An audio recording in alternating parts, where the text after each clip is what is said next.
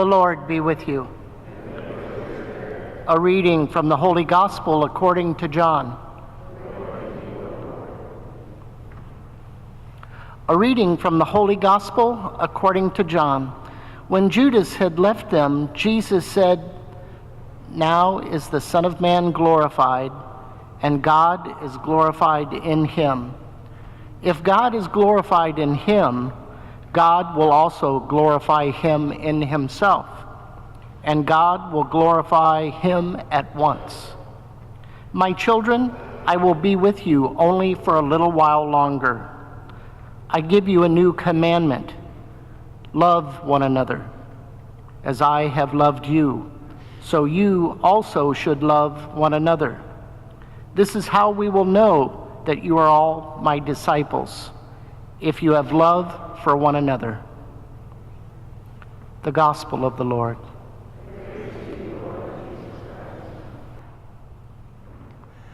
In this Gospel reading from John chapter 13, Jesus reminds us, he's giving us a new commandment. So this should be, it's like, hey, pay attention here. I give you a new commandment. So this is actually ranks above the law of Moses. It actually is on par with the 10 Commandments. The 10 Commandments are the things written in stone, written by God himself. God himself is writing this, right? And so this is on par with the very 10 Commandments. I give you a new commandment. What is this new commandment? To love one another. To love one another. And he goes so far as to say, now this is kind of an interesting thing, this is how all will know that you are my disciples, if you have for love one another. So this is the mark of the one church that Jesus Christ founded, should be the love that you have for each other. So that begs the question, do we have that love for each other? Now, we all fall short of this. But to also strive for this. We have to strive to love one another. And that is always important. So the first thing we really got to do to be a community where we love one another, first thing we have to will it. We have to make the decision, a willed, conscious decision to love one another. So I got my bicycle up in the rectory in my room. I want to use it, but I don't will it. I'm not using it, right? I have to will it in order, if I'm going to use it, I got to will it. I have to make a decision, I am going to use this. Now that doesn't mean I am actually going to use it, but you can't do it without that decision. How many times a day do you do things that you don't decide to do? You have to make a decision to do it, and only then is it possible that you can actually do it. So to be a community that loves one another, we have to actually make the decision to love one another. Right? So what we're called to is we're called to something supernatural. We're just called to something greater. You know, so what kind of love is this love that we're called to? I love Union Dairy. They have some awesome ice cream. I love their burgers too. Is that the kind of love that we're called to? No. We're called to something greater. We're called to something more. And in fact, we're called to the kind of love that we're called to is to love even our enemies, even those who do evil to us. We're called to love them, to make that willed decision to do good for them, to care for them. That's really important. And really that's very important for today too. Because today there are so many things that suck us away from God. There's so many things that are grabbing our attention. You know, we look at all the advertisers. Advertisers are meant to grab our attention away from whatever else is there. That is its very purpose. And if it doesn't do that, it's considered not good advertisement. They put science into this, whether it's on TV, on the computer, on your phone. signs passing by, on the radio, anything to grab your attention away from whatever's around you. And it might be your family, it might be your spouse, it might be your parents, it might be other people in the community. So what that means is that our parish cannot and can no longer be just a good parish. It's not good enough to be good, because so many other things are competing for our time and for everybody else in this community.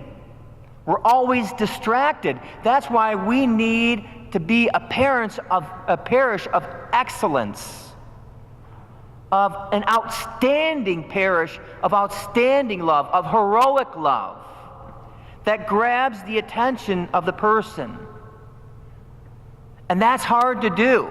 That means willing to sacrifice for the good of the community and for the good of each other.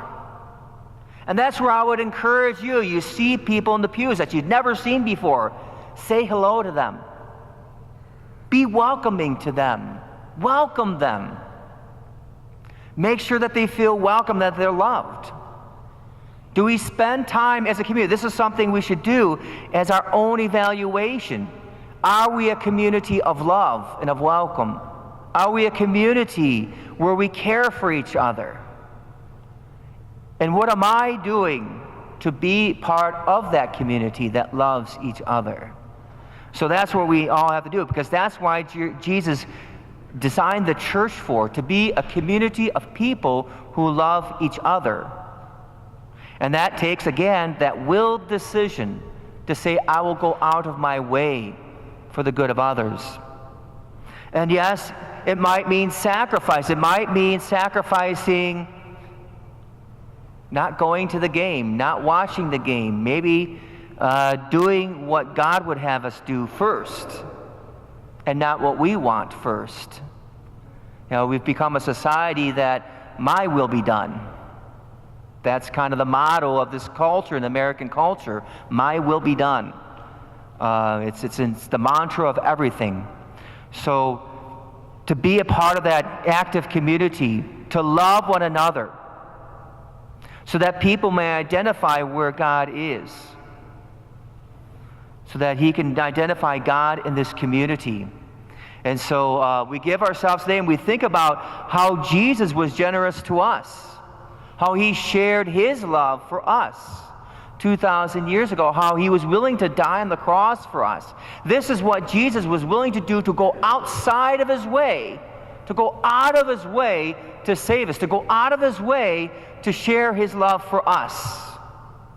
And He didn't stop there, because He continues to share His love for us each and every week, in fact, every day, by receiving Him in the Eucharist, that He would make His presence known in the body, blood, soul, and divinity of His very self, as He shares Himself in this very act of worship. We come here to come and to worship God, to give of ourselves to God.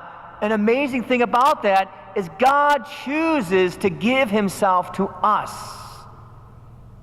In this act of worship, in this act of justice before God, because it is only just that we worship Him, because He died on the cross for us.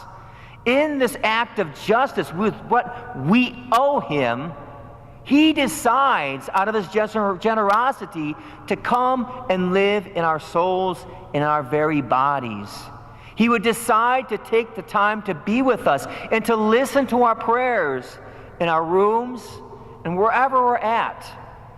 He would take the time to listen to us, care for us, and produce all those little miracles that He has produced in our lives. What an awesome thing that God has shown us such love. Hopefully we can identify that love in our own lives. We can identify where God has loved us, so that we can go out and love others, and others may identify the love of God in us, individually and as a community. so that this community may transform Freeport, to transform the world, that people of this community may understand that there is a God, and this God is, in fact, a God of love. Because of the way we act, because of the way we love one another.